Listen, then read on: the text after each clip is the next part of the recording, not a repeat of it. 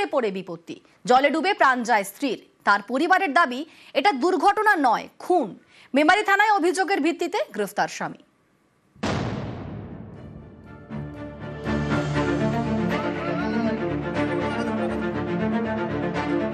পুকুরে পড়ে গিয়েছে গাড়ি, জলে ডুবে প্রাণ গিয়েছে স্ত্রীর, তবে বেঁচে গিয়েছেন স্বামী। দেখলে মনে হবে দুর্ঘটনা, কিন্তু মেয়ের বাড়ির পরিজনরা মানতে নারাজ। তাদের দাবি এটা দুর্ঘটনা নয়, খুন। এই নিয়ে পূর্ব বর্ধমানের মেমারিতে জোর শোরগোল। মেমারির বাসিন্দা আসমা তারা বিবি, বয়স ৩৫। তার স্বামী শেখ মফিজুল ওরফে মুকুল, ১৫ বছরের বিয়ে। তাদের এক সন্তানও রয়েছে।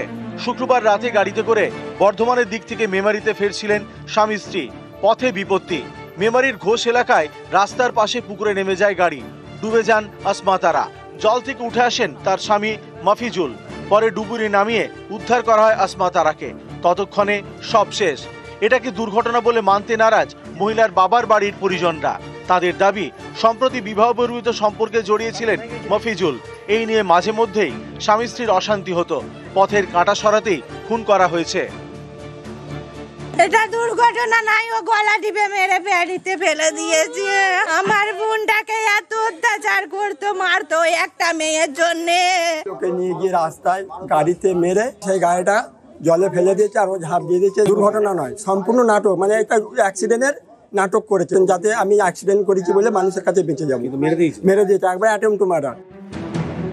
শনিবার সকালে মেমারি থানায় অভিযোগ দায়ের করা হয়। দুপুরে গ্রেপ্তার আসমা তারার স্বামী। পরিবারের লোকজন আপনার বিরুদ্ধে অভিযোগ আছে যে আপনি আপনার স্ত্রীকে মেরেছেন, এর একটা অভিযোগ আনছেন, কি বলবেন? হ্যাঁ, আপনি করেন? কোনো পাপ ছিল না। কি করে হলো ওটা? মনে কোনো পাপ ছিল না। কাল কোথায় গিয়েছিলেন? ডাক্তার নিয়ে গেছিল। কোন ডাক্তারখানায় নিয়ে গেছিলেন কালকে? হ্যাঁ, বর্ধমান দেবযানী। আপনাকে পুলিশ অ্যারেস্ট করলো কেন তাহলে? পূর্ব বর্ধমান থেকে ক্যামেরায় সন্দীপ পালের সঙ্গে শরদিন্দু ঘোষ, নিউজ 18 বাংলা। বলছে পরিবার খুন করেছে, তুমি বলছে। হাসপাতালের চিকিৎসকের রহস্য মৃত্যু এবং কিভাবে সেই চিকিৎসকের মৃত্যু হলো তা খতিয়ে দেখতে ইতিমধ্যেই তদন্ত কমিটি গঠন করা হয়েছে এবং এখনো পর্যন্ত ডাক্তাররা প্রাথমিক অনুমান করছেন যে হৃদরোগেই মৃত্যু হয়ে থাকতে পারে। আমাদের সঙ্গে রয়েছেন প্রতিনিধি সুজিত। সুজিত, ডাক্তাররা ঠিক কি বলছেন? এখনো পর্যন্ত পোস্টমর্টম রিপোর্ট তো আসেনি। ডাক্তাররা কি অনুমান করছেন, কেন অনুমান করছেন যে হার্ট অ্যাটাকই হয়েছে? পুলিশ এবং বলা যায় যে চিকিৎসকরা যারা অন্যরা আছেন দায়িত্বপ্রাপ্ত জেলা স্বাস্থ্য দপ্তরের আধিকারিকরা গোটা বিষয়টি খতিয়ে দেখছেন। তাদের সকলের এক বক্তব্য যে পোস্টমর্টম রিপোর্ট অর্থাৎ ময়না তদন্তের রিপোর্ট হাতে এলেই পুরোপুরি পরিষ্কার হয়ে যাবে। তবে প্রাথমিকভাবে যেটা দেখা যাচ্ছে যে মায়ের অসুস্থতা নিয়ে কয়েক মাস ধরে খুব চিন্তায় ছিলেন ডাক্তার শালিনী দাস এবং গতকাল তা নিয়ে বলা যায় যে দফায় দফায় পরশুদিন তিনি কিন্তু কাজের মাসিকে বাড়ির নির্দেশ দিচ্ছিলেন, তা নিয়ে উদ্বিগ্ন দেখেছেন। একই সঙ্গে তিনি যে নিজে অসুস্থ হয়ে পড়েছেন এবং তার যে একটা অ্যাসিডিটি এবং গ্যাস হওয়ার ফলে তার যে কষ্ট হচ্ছে সেটা বলার পরেই কিন্তু হাতে চ্যানেল করেই ওষুধ দেওয়া হচ্ছিল, কিন্তু তারপরে মেডিসিন দিতে দিতেই মায়ের যে প্রতি উদ্বিগ্ন তার কারণে কিন্তু তিনি তাড়াতাড়ি করে বাড়ি ফেরেন।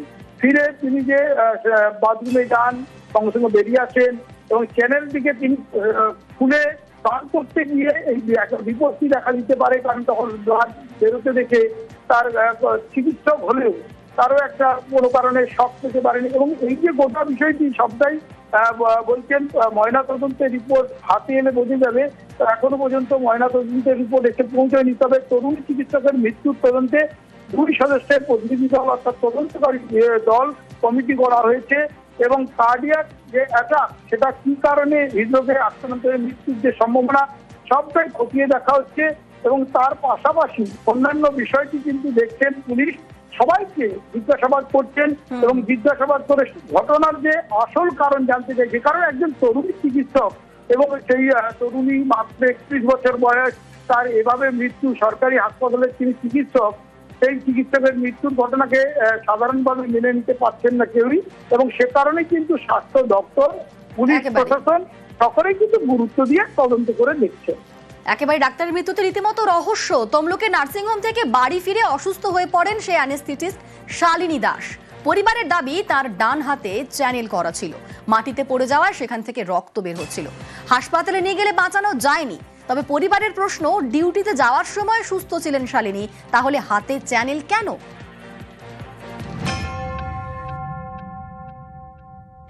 পূর্ব মেদিনীপুরের কাঁথি মহকুমা হাসপাতাল। এখানকার চিকিৎসক শালিনী দাস অ্যানাস্থেসিস্ট, থাকতেন তমলুকের ভাড়া বাড়িতে। তার মৃত্যু ঘিরে রহস্য। কাঁথি মহকুমা হাসপাতালের পাশাপাশি তমলুক এবং মহিষাদলের দুটি নার্সিংহোমেও কাজ করতেন শালিনী। পরিবারের দাবি, শুক্রবার সুস্থ অবস্থায় বাড়ি থেকে বেরিয়েছিলেন। মহিষাদল এবং তমলুকের নার্সিংহোমে ডিউটিতে যান। সেখান থেকে যখন বাড়ি ফেরেন তখন তার হাতে চ্যানেল করা।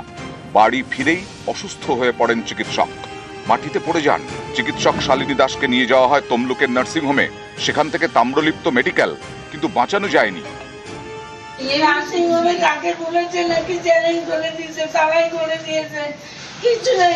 সকালবেলা তো সুস্থ হয়ে গেছে, প্রায় 11:30 পৌনে 12টা ডাক্তারবাবু দেখে সঙ্গে সঙ্গে মেডিকেল কলেজে রেফার করেন। ওখানে যখন আনা হয় তখন কেমন শারীরিক কন্ডিশন ছিল? ভালো ছিল, ক্রিটিক্যাল অবস্থা ছিল। মানে তখন কি ব্লিডিং হয়ে যাচ্ছে? হ্যাঁ, ওই হাতে একটা চ্যানেল করা ছিল, ওখান থেকে অনবরত ব্লিডিং হচ্ছে। পরিবারের প্রশ্ন, শালিনী সুস্থ অবস্থায় বাড়ি থেকে বেরিয়েছিলেন, তাহলে তার ডান হাতে চ্যানেল কেন? কে চ্যানেল করলো? শালিনীর কি হয়েছিল? এত শর্ট আমি এক্সপ্লোর করার মতো আমরা করতে পারছি না, বিশ্বাস করতে পারছি না।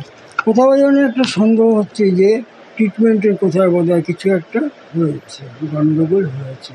পোস্টমর্টম রিপোর্ট ছাড়া আগে তো রিয়ালি কিছু বলতে পারছি না। শুক্রবার সকালে প্রথমে মহিষাদলের নার্সিংহোমে গিয়েছিলেন অ্যানাস্থেসিস্ট শালিনী দাস। সেখান থেকে তমলুকের নার্সিংহোম। উনি এসেছিলেন 7:30 বা একটু পরে, আর 8:10 নাগাদ বেরিয়ে গেছেন। অ্যানাস্থেসিয়া দিতে এসেছিলেন একটা অপারেশন। সব থেকে খারাপ লেগেছে যে আমার এখানে উনি সকালে সুস্থ অবস্থায় ওটি করে গেলেন, তারপর কি হলো। তমলুকের নার্সিংহোমের চিকিৎসকের দাবি, ওটিতে থাকার সময় অসুস্থ বোধ করছিলেন অ্যানাস্থেসিস্ট। শালিনী দাস কালকে 9:15 নাগাদ অ্যানাস্থেসিয়া দেয় পেশেন্টের প্রায় 1.5 ঘন্টার মতো ওটি চলছিল।